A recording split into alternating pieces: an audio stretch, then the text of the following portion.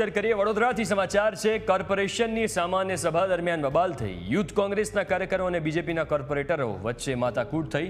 Youth કોંગ્રેસના કાર્યકરો અને કોર્પોરેટર વચ્ચે ધક્કામુક્કી અને ઝપાઝપી પણ થઈ છે, જેની તસવીરો તમે જોઈ શકો છો। આ દ્રશ્યો પૂર્વ સ્થાયી ચેરમેન હિતેન્દ્ર પટેલ, દંડક શૈલેષ પાટીલ અને કોર્પોરેટર સાથે બબાલ થઈ।